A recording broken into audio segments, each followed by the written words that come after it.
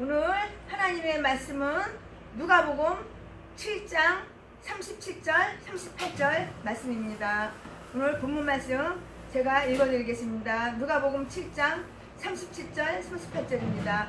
그 동네에 죄인인 한 여자가 있어 예수께서 바리새인의 집에 앉으셨음을 알고 향유 담은 옥합을 가지고 와서 38절 예수의 뒤로 그 발 곁에 서서 울며 눈물로 그 발을 적시고 자기 머리털로 씻고 그 발에 입 맞추고 향유를 부으니. 아멘.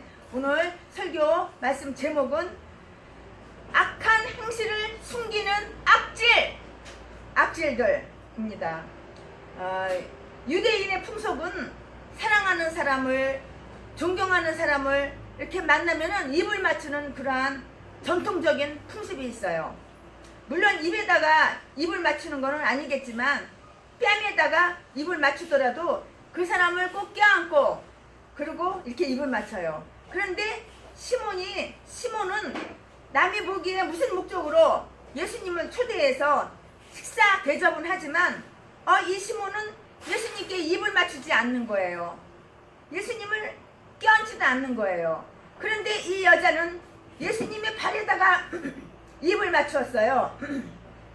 또 기이한 손님이 오면 이 사람들 전통이에요. 왜냐하면 전통적으로 제사장이나 왕이나 선지자들이나 그때 붓는 그 기름은 거룩한 기름을 붓고요. 보통 손님이 오면 보통 기름, 감람기름을 부어요. 감람나무의 그 열매, 감람기름, 여러분 아시죠? 감람나무의 열매 그 기름을 짜는 거, 그게 바로 감람기름이에요. 지금도 그렇지 않나요, 여러분? 기이한 손님이 집에 오신다고 할 때 여러분은 어떻게 해요? 청소를 하고 정리정돈을 하고 집에서 음식 냄새, 생선 냄새 안 나게 창문을 열어놓고 비린내 나니까 집에다가 이렇게 향수도 좀 뿌리고 이렇게 분위기를 이렇게 좋게 하잖아요. 유대인들도 귀한 손님이 오시면은 감람 기름을 이렇게 부어줘요. 시편 23편 5절에도 보니까 기름을 내 머리에 부으셨으니 내 잔이 넘치나이다. 그러나 이 시몬은 기름을 안 발랐어요. 그러나 여자는 향유, 지금도 향수가 비싼데요, 향유를 향수라고 그래요. 요즘 말로 말하면은 향수를 갖다가 옛날 그 향유라고 그래요.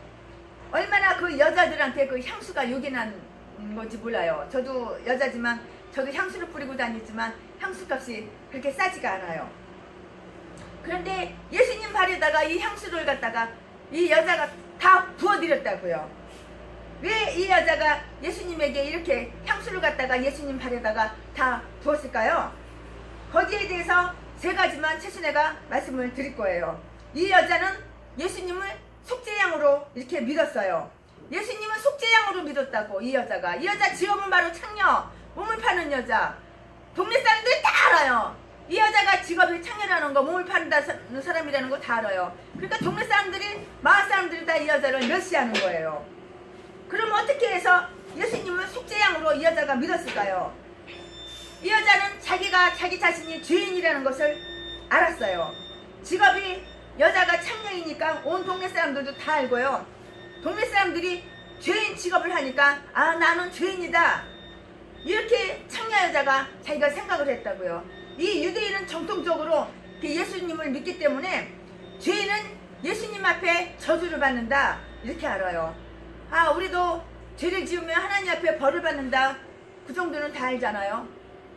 죄를 지으면 회개를 해야지, 회개를 하지 않으면 하나님의 벌을 주어가지고, 죄를 짓고 회개를 안 하면 하나님의 벌을 주셔서 저주를 주시니까는 가난하고 질병으로, 가난으로, 고민으로, 근심으로 마음이 편안할 날이 없는 거예요.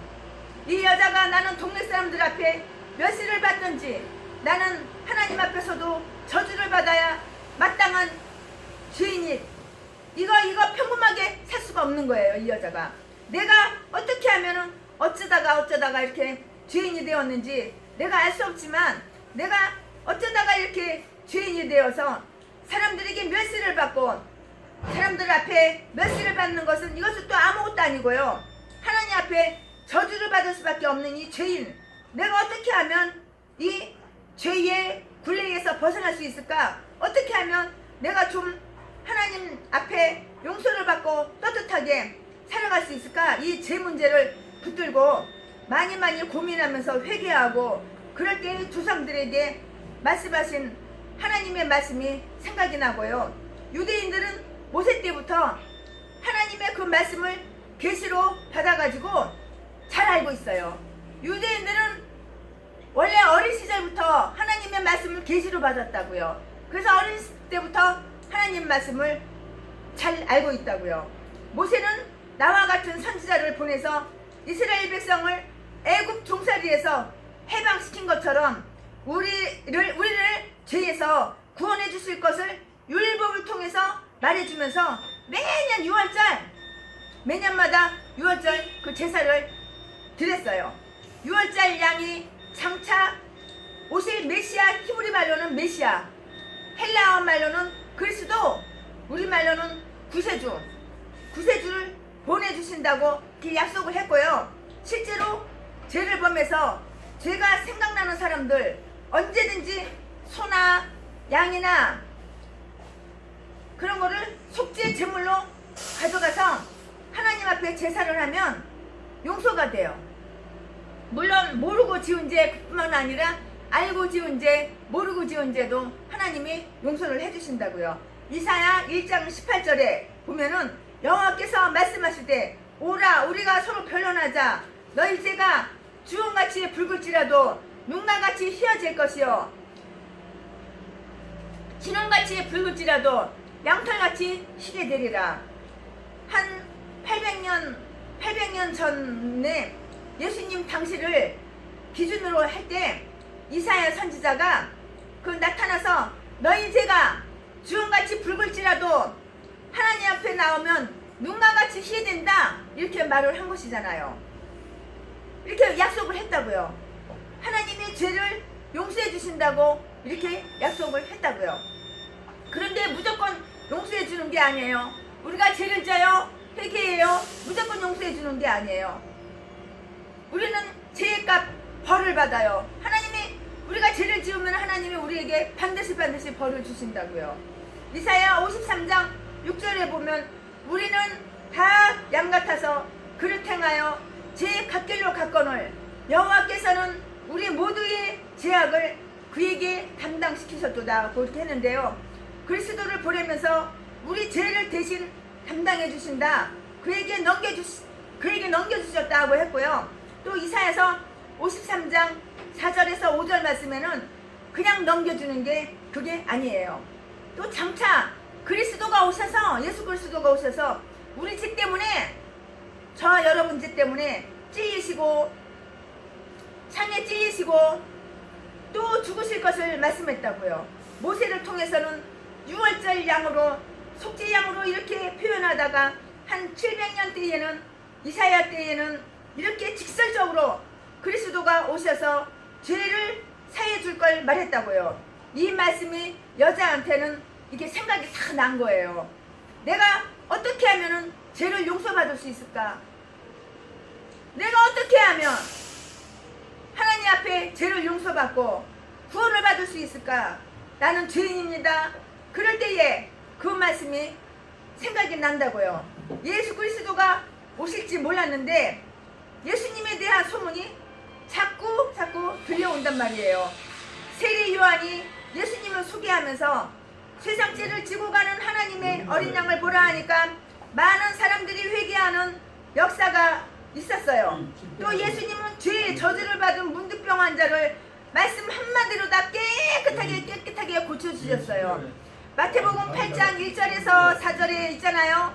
또 이 죄인보다 더 저주를 받았다고 하는 문득병자나 날 때부터 소경이 된 자나 하나님이 다 고쳐줬어요. 이런 병 저런 병 이런 병을 하나님께서 이 병을 다 고쳐주셨다고요.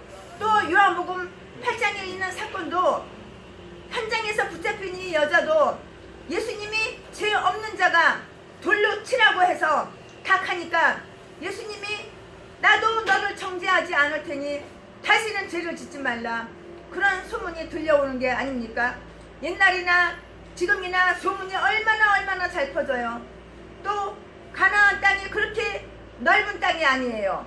가나안 땅 전체를 다 합해도 우리나라 지방에 전라북도 그것만 해요. 그게 작아요. 그것밖에는 안 된다고요.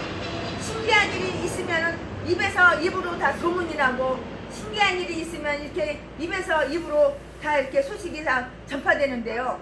이 여자가 그런 소식을 듣고, 그렇다면은 분명히 하나님이 보내신 속죄양이 틀림없는데, 내가 예수님께 나아가야만 내 속죄양을 받겠다 상당히 고대하고 기다리고 고대하다가 마침내 자기 동네에 바리새인 집에 예수님이 초대받아서 식사를 한다는 그 소문이 금방 드러나니까 다른 거 다 제쳐놓고 쫓아온 거예요. 그런데 오늘 누가복음 7장 36절부터 끝자까지는 내가 예수님을 믿습니다. 나는 예수님을 속죄양으로 믿습니다. 내가 회개하겠습니다. 그런 말을 한마디도 없어요. 없는데 오늘 이 성경을 보면 그 여자에게 하나님을 지극히 사랑하는 마음이 있었고요. 이 여자는 하나님을 지극히 사랑하는 마음이 있었다고요. 이 여자 직업은 몸을 파는 청년인데도 예수님을 지극하게 사랑하는 그 마음이 있었고, 예수님께 감사하는 마음이 있었기 때문에 예수님께 찾아나온 걸 알 수가 있었어요. 그 예수님께 감사하는 마음과 예수님을 사랑하는 마음이 선한 행실로 나타난 것이라고요. 이 청년 여자의 입으로 이 청년 여자가 자기 입으로 자기가 말을 한 것이, 나는 예수님을 믿는다, 이런 말을 한마디도 하지 않았어요. 나는 믿음이 좋아, 나는 예수님을 잘 믿어, 나는 예수님을 너무너무 사랑해, 이런 말을 이 청년 여자는 단 한마디도 그 여자 입으로 말한 적이 없다고요. 그러나 이 여자는 선한 행실을 했어요. 자기 자신이 죄인임을 깨닫고 회개하고 이렇게 선한 행실을 한 거예요. 내가 이렇게 죄인이구나, 내가 멸명받을 수밖에 없는 죄인이구나, 내가 이렇게 죄를 많이 지었구나, 그걸 깨달았다고요. 우리는 내가 예수 믿는 사람인 것을 깨달아요. 그런데 회개는 하지 않아요. 만약에 회개를 하고 선한 행실을 한다면은 정말 하나님께서 복을 주십니다. 내가 지은 죄를 인지하고, 내가 지은 죄를 자꾸 숨기고 감추고 덮고 꽁꽁 숨기지 말고, 내가 지은 죄를 내가 인지하고 하나님 앞에 다 내려놓을 때에, 회개할 때에 하나님께서 우리에게 복을 주시고 죄를 용서해 주시는 줄 믿습니다. 아멘. 할렐루야. 오늘은 설교 여기까지 시작하겠습니다.